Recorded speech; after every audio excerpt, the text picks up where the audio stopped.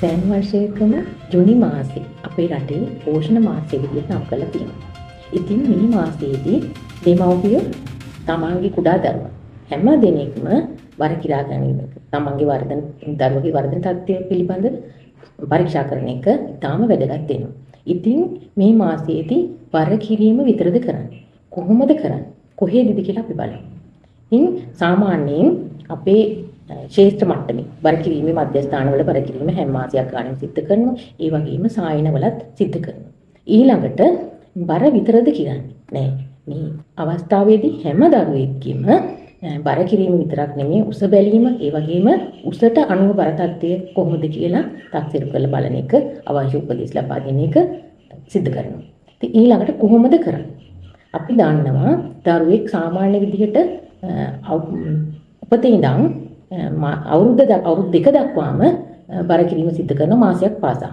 ඊළඟට අවුරුදු දෙකේ ඉඳන් 5 දක්වා බර කිරීම සිද්ධ කරන්නේ මාස 3කට වරක් සාමාන්‍යයෙන් හොඳ බර තත්ත්වයේ තියෙන දරුවෙක්ගේ. ඒ කියන්නේ ඔයගලන්ගේ දරුවගේ වර්ධන සටහන් පතේ බර කොළ පාට හෝ ලා කොළ පාට තත්ත්වයේ තියෙන දරුවෙක්ගේ බර කියන්නේ මාස 3කට වරක් තමයි අවුරුදු දෙකේ ඉඳන් 5 දක්වා. ඒත් මේ දරුවගේ බර අඩු කලාපී කියන්නේ තැඹිලි පාට කලාපී හෝ රතු පාට කලාපී තියෙනවා නම් ඒ දරුවා සෑම මාසයක් පාසාම බර කිරා ගන්න ඕනේ. ඊළඟට මේ තත්ත්වයට යම් හේතුවක් තියෙනවා නම් අසනීප තත්ත්වයක් තියෙනවද කියලා සොයා බලන්න ඕනේ. ඊළඟට ඒව හොයා බලලා බර වැඩි කර ගැනීමට අවශ්‍ය ක්‍රියාකාරකම් ටික ආහාර ලබා දීමේ පුරුදු වෙනස් කරගන්න ඒ වගේ දේවල් කරලා බර තත්ත්වය යථාතත්ත්වයටපත් කරගන්න උත්සාහ කරන්න ඕනේ. ඉතින් මේ බර කිරීම මේ විදිහට තමයි සිද්ධ කරන්නේ. ඊළඟට දිග බැලීම අපි දන්නවා අපි ධර්මෝපතේදීම දිග බලනවා රෝහලේදී ඊළඟට මාසයෙන් තමයි අපේ සායන වලට පළාතේ සායන වලට දරුවා රැගෙන ඉන්නේ. ඒකට මේ අවස්ථාවේදී දිග බලනවා. ඊළඟට මාස 4ේදී, මාස 9ේදී, අවුරුද්දේදී, අවුරුදු 1මාරේදී, අවුරුදු 2ේදී මේ ආකාරයට අවුරුදු 2 දක්වා දරුවෙකුගේ දිග බැලීම සිද්ධ කරනවා. එතකොට මේ අවුරුදු 2 දක්වා දිග බැලීම සිද්ධ කරලා ඊළඟට මාස 6න් 6ට තමයි දරුවගේ උස බැලීම සිද්ධ කරන්නේ. එතකොට මේ දිග සහ උස කියන එකේ වෙනස මොකක්ද කියලා මම තේරුම් කරලා දෙන්නම්. එතකොට උස බැලීම සාමාන්‍ය තත්ත්වයේ තියෙනවා. කියන්නේ උස ප්‍රස්ථාරයේ දරුවගේ උස කොළ පාට කොටසේ, හොලා කොළ පාට කොටසේ තියෙන දරුවෙකුගේ ඊළඟ ඒ දරුවෙකුගේ තමයි මාස 6කට වරක් උස බැලීම සිද්ධ කරන්නේ. ඊළඟට මේ දරුවගේ උස අර මිටි කොටසේ, ඒ කියන්නේ තැඹිලි පාට කොටසේ හෝ උග්‍ර මිටි කොටසේ, රතු පාට කොටසේ තියෙනවා නම් මේ දරුවා මාස 2කින් දෙකට අපි උස බැලීම සිද්ධ කරන්න ඕනේ. මේ තත්ත්වය වැඩි වෙනවද කොහොමද කියලා පරීක්ෂා කරලා බලන්න. ඊළඟට අපි දන්නවා දැන් එහෙනම් මේ දරුවෝ උස බැලීම සහ බර කිරීම අවුරුදු 2 ඉඳන් 5 දක්වා සිද්ධ කරන දරුවන්ගේ ඒගොල්ලෝ මාස 3කට වතාවක් එන පිරිසක් ඉන්නවනේ. ඉතින් ඒක නිසා අපි මේ මාසයක් ගන්න කිරන සාමාන්‍ය මධ්‍යස්ථාන වලට ගෙන්නනකොට ඒත් මේ මාසෙදි එහෙම නෙමෙයි අනිවාර්යයෙන්ම මේ සියලු දෙනාම බර කිරීම සඳහා පැමිණෙන්න ඕනේ. ඒකට ඒ වගේම මේ ගැනත් ඔයගොල්ලෝ දැනගෙන ඉන්න එක හොඳයි කියලා මම හිතනවා. මේ පොදුවේ ගත්තාම මේ දිග කියන මිම්ම උස කියන මිම්මට වඩා සෙන්ටිමීටර් 0.7ක ප්‍රමාණයක වැඩියක් තියෙනවා. දිග කියලා අපි හඳුන්වන්නේ දිග මනින උපකරණයක් තියෙනවා. ඒ උපකරණේ දරුවා දිගා කළා දිග බැලීම. මේක සිද්ධ කරන්නේ උපතේ ඉඳන් අවුරුදු 2 දක්වා දරුවන්ගේ. ඊළඟට මම කියවනේ උස බලන්නේ අවුරුදු 2 ඉඳන් 5 දක්වා දරුවන්ගේ කියලා. එතකොට උස බැලීමේ උපකරණයේ මත දරුවා සිටවල තමයි උස බැලීම සිද්ධ කරන්නේ. දැන් සමහර අවස්ථා තියෙනවා දරුවා අපිට අවුරුදු 2 දක්වා දිගනේ බලන්න ඕනේ. සමහර අවස්ථා තියෙනවා දරුවා දිගා කළා දිග බලන්න දෙන්නේ නැහැ. එහෙම නැත්නම් දිගා කළා දිග බලන්න බැරි අවස්ථා. ඒ වගේ අවස්ථාවක අපි කරන්න ඕනේ උස මනින උපකරණයේ මත තියලා දරුවගේ උස බලා ගන්න එක. එහෙනම් මේ දිග සහ උස අතර වෙනසක් තියෙනවා කියලා මම කිව්වනේ. එහෙනම් මේ දිග බලා ගන්න ඕනේ අවස්ථාවේදී අපි උස බැලුවොත් දරුවගේ හරි දිග ප්‍රමාණය දැනගන්න නම් ඒ උස බලපු මිනුමින් අපි සෙන්ටිමීටර් 0.7ක් අඩු කරගන්න ඕනේ.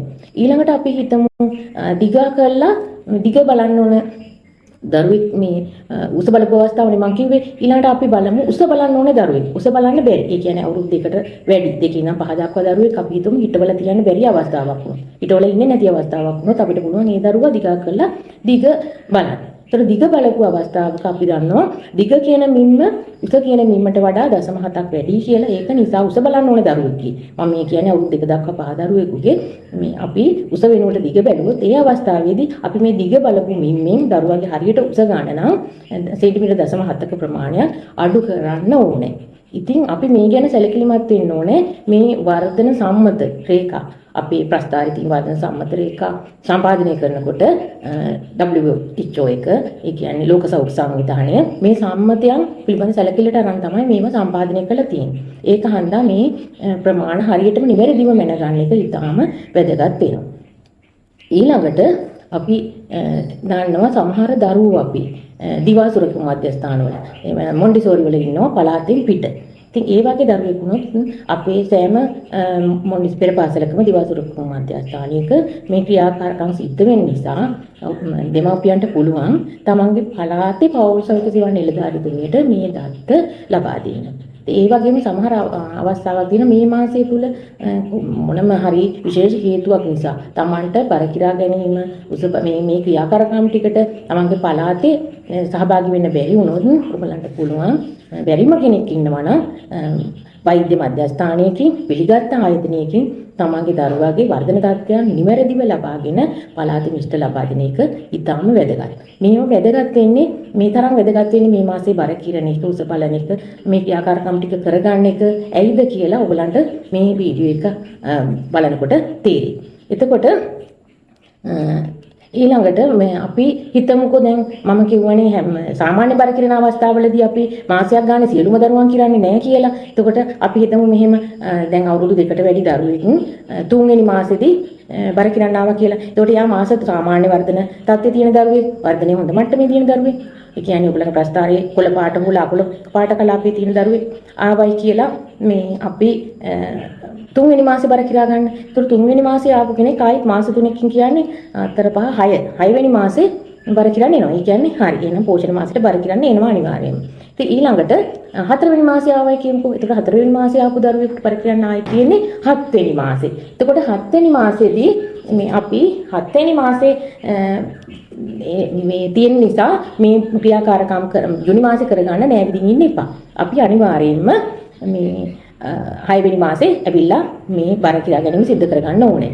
ඊළඟට අපි හිතමු 5වෙනි මාසේ පස්වෙනි මාසේ බර කිරන්න දරුවෙක් ඉන්නවා. එතකොට අපි හිතනවා දැන් දරුවගේ බර කිරන්න ඕනේ අපි තව මාස 3ක ඉන්නේ. ඒක නිසා එහෙම අවශ්‍ය නැහැ කියලා. එහෙම නැහැ. අනිවාර්යයෙන්ම මේ 6වෙනි මාසේ විශේෂයෙන් මේ පෝෂණ මාසේ බර කිරා ගැනීම උස බලා ගැනීම උසට අනුව බර තත්ත්වය සටහන් කරගෙන ඒ ක්‍රියාකාරකම් කරගන්න එක ඉතාම වැදගත්.